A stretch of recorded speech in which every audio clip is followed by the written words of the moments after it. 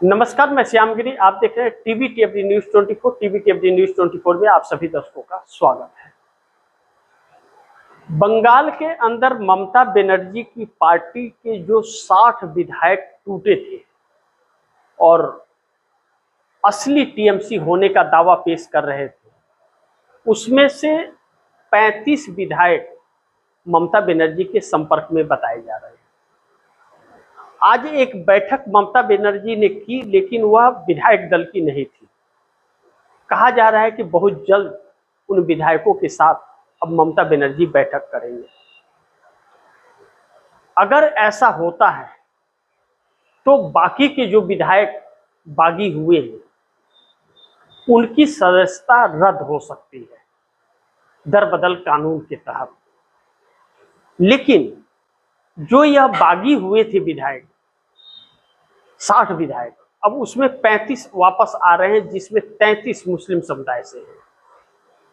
तो इन्हें भाजपा अपने साथ नहीं रख सकती। लेकिन वह भाजपा के साथ न जाकर के पार्टी पर ही दावा ठोक दिए थे कि टीएमसी हमारी है। अब ऐसे में 20 सांसदों की भी बात कही गई जो भारतीय जनता पार्टी में शामिल होने वाले थे। अगर यह वापसी हो रही है तो गए क्यों थे, यह एक सवाल उठ खड़ा हुआ है। ऐसे में शुभेंदु अधिकारी और अमित शाह की वजह से यह गए थे। चूंकि पूरी पार्टी स्प्लिट हो रही थी और भारी मात्रा में संख्या थी, इसके लिए भारतीय जनता पार्टी ने शामिल नहीं किया। लेकिन यह मुद्दा इतना गर्म हो गया है बंगाल का, ममता बनर्जी के टीएमसी का, कि इसके टूट फूट से एनडीए गठबंधन के अंदर भी हजारों सवाल उठ खड़े हुए हैं और भाजपा का एक गलत इमेज बनता जा रहा है, जो वाकई है हकीकत में।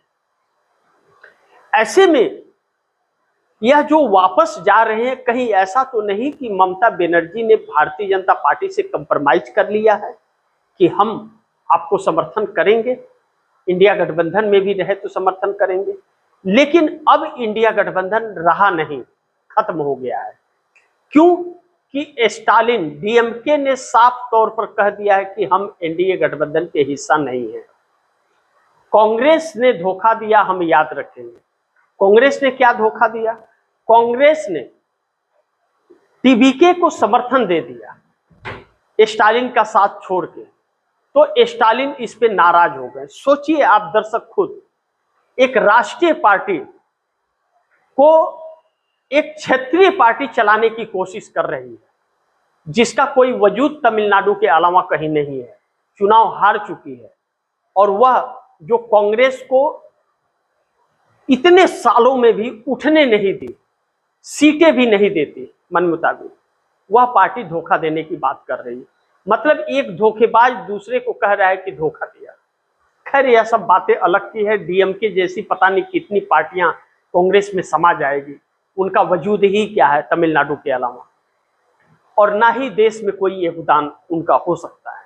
लेकिन क्या एनडीए के साथ जाएंगे स्टालिन? बातचीत चालू है, और जाते हैं अगर, तो जिस डिलिमिटेशन बिल पर आंदोलन छेड़े थे स्टालिन और काले झंडे फहराए थे, उसी डिलिमिटेशन बिल को लाने के प्रयास में भाजपा फिर है।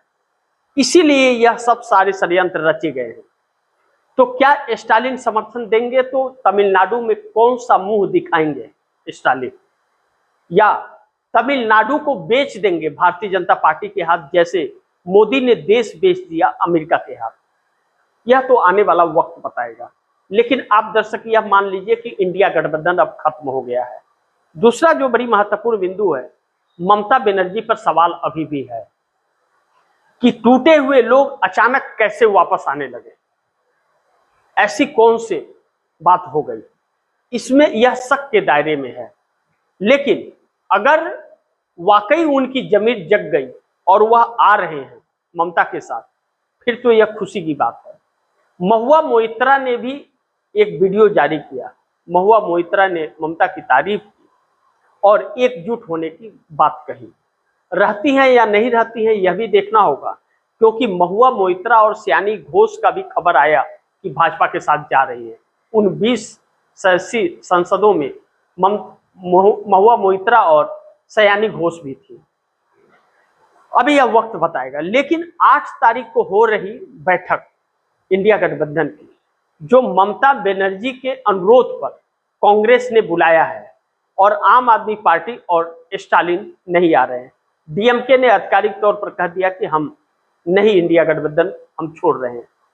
ऐसे में क्या इंडिया गठबंधन बचता है, और बचता है तो किसके भरोसे बचता है? क्या इंडिया गठबंधन जो है ममता बनर्जी, उद्धव ठाकरे, शरद पवार और अखिलेश यादव, यही है इंडिया गठबंधन में, और कांग्रेस है? तो कांग्रेस इंडिया गठबंधन क्यों रखे? कांग्रेस का यूपीए ही सब कुछ है, यूपीए में नए नए लोग हैं, तो यूपीए कांग्रेस रख सकती है। यूपीए में कांग्रेस के स्टालिन नहीं है। अब ऐसे में यूपीए होता है या इंडिया होता है, यह 8 तारीख को पता चलेगा। यह भी एक दिलचस्प होगा। लेकिन अब जानकारों का कहना है कि कांग्रेस को अब बड़ा दिल दिखाते हुए अब अलग हो जाना चाहिए इस गठबंधन से। बाकी लोग जिसके साथ जाना है जाए, और या कांग्रेस के साथ आना है तो आए। लेकिन कांग्रेस चाहती है कि कांग्रेस के मुद्दों पर यह सभी क्षेत्रीय दलें आए साथ, क्योंकि यह देश बहुत संकट में है। राहुल गांधी जैसा शख्स सबको साथ लेके चलना चाहता है, लेकिन अभी भी इतना कुछ होने के बाद भी यह क्षेत्रीय दल बहुत घातक साबित हो रहे हैं इस देश की राजनीति के लिए और इस देश के लिए। इन क्षेत्रीय दलों के वजह से ही आज देश का यह हाल है। मोदी ने देश का कतरा कतरा बेच दिया है। आने वाले दिनों में इसकी कीमत इस देश के हर एक नागरिक को चुकानी पड़ेगी। और कहते हैं ना, तब पछताए होत है क्या जब चिड़िया चुन गई खेत।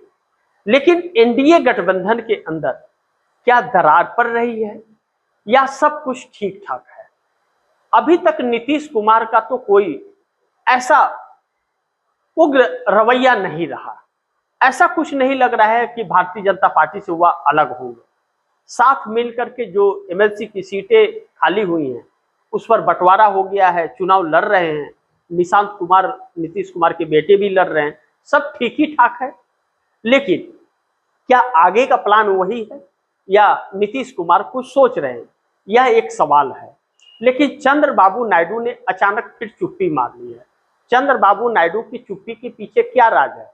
क्या और देखना चाहते हैं कि मोदी का माहौल क्या चलता है, या फिर मोदी का एक्शन क्या होता है, बचता है सरकार या नहीं बचता है? क्योंकि सरकार जिस संकट में है और जिस तरह सरकार की बातें बाहर निकल रही हैं वह बड़ी भयावह है।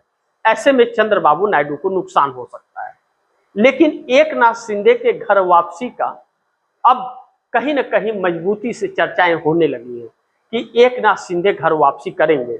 अगर एकनाथ शिंदे घर वापसी करते हैं तो नरेंद्र मोदी को कोई बहुत ज्यादा फर्क नहीं पड़ेगा, क्योंकि 54 विधायक अगर हट जाएंगे महाराष्ट्र से तो एनसीपी के 41 साथ हैं, सरकार नहीं गिरेगी। और 7 सांसद नरेंद्र मोदी से समर्थन वापस ले लेंगे तो भी नरेंद्र मोदी को कोई नहीं फर्क पड़ेगा, क्योंकि 292 सीटें हैं, 7 चली भी गई तो बहुमत रहेगा। लेकिन नीतीश नायडू के ऊपर जो शक है मोदी को और जो डर है कि यह कभी भी मौका देख करके साथ छोड़ सकते हैं, ऐसे में डीएमके, स्टालिन और ममता बनर्जी नरेंद्र मोदी के काम आ सकते हैं। नरेंद्र मोदी दूरदृष्टि से काम कर रहे हैं, अमित शाह दूरदृष्टि से काम कर रहे हैं और अपनी सत्ता को बचाए रखने के लिए काम कर रहे हैं। ऐसे में नरेंद्र मोदी की सत्ता बचती हुई तो नजर आ रही है, लेकिन कहते हैं कि ऊंट पहाड़ के नीचे जाता है तब पता चलता है कि उसकी ऊंचाई पहाड़ से बहुत कम है। अब ऐसे में जो माहौल और परिस्थितियां बन रही हैं, क्या डीएमके और टीएमसी ममता बनर्जी मोदी का साथ दे पाएंगे इस हालात में? और देंगे तो जिस पार्टी को बचाने के लिए वह भाजपा के साथ जा रहे हैं, क्या वह अपनी पार्टी आने वाले दिनों में बचा पाएंगे जब नरेंद्र मोदी सत्ता में नहीं रहेंगे? यह देखना बड़ी महत्वपूर्ण होगा। बाकी आप दर्शकों की क्या राय है, क्या सुझाव है, कमेंट बॉक्स में जरूर दीजिएगा। इस खबर को ज़्यादा से ज़्यादा शेयर कीजिए, अपने दोस्तों को भी कहिएगा आगे शेयर करें। और आपने टीवी टेबडी न्यूज 24 को सब्सक्राइब नहीं किया, सब्सक्राइब कर लीजिए। अपने दोस्तों को भी कहिएगा सब्सक्राइब करें। मिलते हैं अगली खबर के साथ, तब तक के लिए नमस्कार।